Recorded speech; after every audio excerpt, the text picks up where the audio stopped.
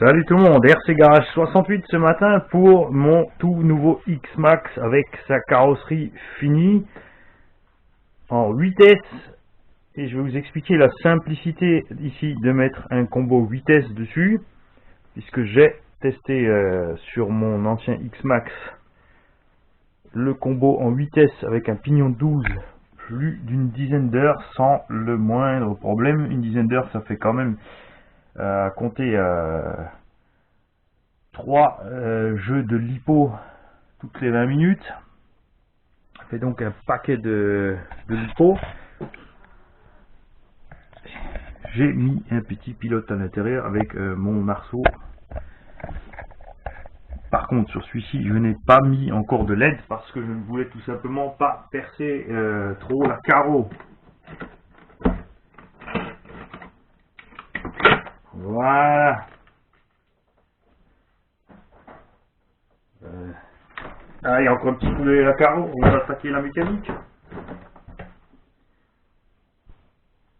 J'ai renforcé tout simplement la carreau à ses points faibles, c'est-à-dire c'est un peu moche le traxas d'avoir fait ici des petits twists en M3 avec des petites têtes. Ici le Lexan est creux et très fin, exactement à l'endroit où il devrait être extrêmement solide, donc ça c'est dommage.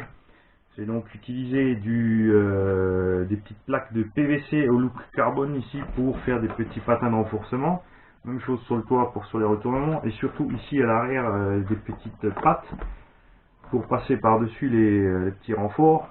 À l'arrière c'est moins esthétique mais c'est super efficace, c'est testé sur des autres X-Max que j'ai. Le petit arceau maison qui va bien, un peu amélioré par rapport à l'ancienne version, je l'ai un petit peu avancé. J'ai fabriqué une petite plaque avec le même film, le même plaque PVC que pour les renforts du carreau pour monter 2 ventilateurs au B-Wing. J'ai fait la même chose pour faire une patte de fixation pour le bruiteur SSTT, et j'ai ici tout simplement monté un Hobby-Wing Max 6 qui rentre parfaitement dans le logement d'origine. Il suffit de couper la petite patte qui est au milieu pour tenir les câbles d'origine du moteur pour pouvoir brancher directement le moteur dans le variateur. J'ai prévu les câbles en plus pour de l'éclairage, et j'y ai mis aussi une lipo séparée en fait pour le bruiteur pour ne pas tirer le jus sur une seule des deux lipos. Et le cas échéant aussi peut-être à avoir, parce que c'est ce que j'avais fait sur l'autre X-Max, c'est un bec externe pour tout ce qui est alimentation électrique, ventilateur, LED, etc. Donc tout ce qu'il y a à faire, c'est mettre votre variateur Hobby-Wing en place. Il vaut à peu près 130, 150 euros ce variateur. J'ai par contre descendu la transmission à 12 dents. Il y a un anglais qui roule avec un pignon de 18 sur cette machine, et il n'a pour l'instant pas râlé de quelques casses moteurs que ce soit. Néanmoins, il a sa propre boutique. Je ne sais pas s'il va nous dire tout ce qu'il a cassé. Bien sûr, il y a de la casse sur la carreau, pare-choc, triangle, parce qu'il fait vraiment des choses folles avec son X-Max. Il le bazarde dans l'air comme si c'était un Savage Flux châssis standard. C'est sûr, quand on paye le matériel 3 ou 4 fois moins cher, on a un peu moins peur de casser, c'est sûr.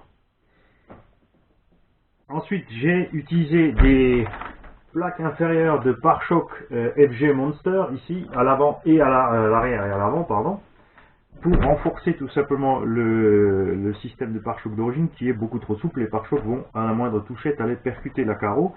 Là, j'ai toujours de la flexibilité, mais je suis quand même beaucoup plus rigide, et quand ça commence vraiment à forcer dessus, ça arrête le pare-choc avant qu'il percute la carrosserie.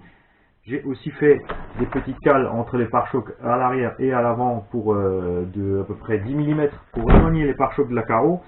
Alors c'est pas aussi esthétique que d'origine, puisque d'origine les pare-chocs sont très près, c'est beau, mais comme dit, à la moindre touchette, là, les pare-chocs percutent la carreau et l'endommagent, ce que j'aimerais ici éviter.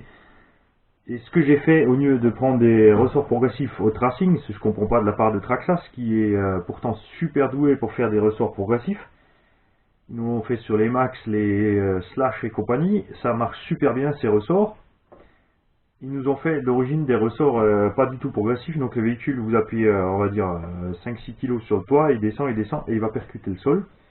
Si vous le durcissez trop, ben, il devient désagréable à conduire. J'ai donc chopé les ressorts séparément des amortisseurs GPM ici, Il y a des oranges et des verts. Je ne sais pas si les verts ou les oranges, lesquels des deux sont les plus doux ou les plus souples. Moi j'ai pris les oranges tout simplement puisque j'avais mon projet de carrosserie orange et bleu. Je reste donc dans les teintes. Et je suis agréablement surpris, c'est génial, ces ressorts sont aussi souples que la suspension d'origine Traxxas au départ. Et ensuite, quand vous arrivez en compression, quand le ressort du haut ici, qui est beaucoup plus dur, commence à pousser, ça freine énormément le véhicule avant l'impact. J'ai pour l'instant là, c'est relativement détendu, parce que j'ai pas encore fait d'essai prolongé avec. Juste vite fait 2-3 tours de haut pour voir si tous mes réglages étaient bons. Alors voilà. J'espère que ça vous plaît, que ça vous est utile. Moi, je le répète, j'ai personnellement essayé le combo vitesse avec le pignon 12 pendant des heures. Et ça fonctionne à merveille.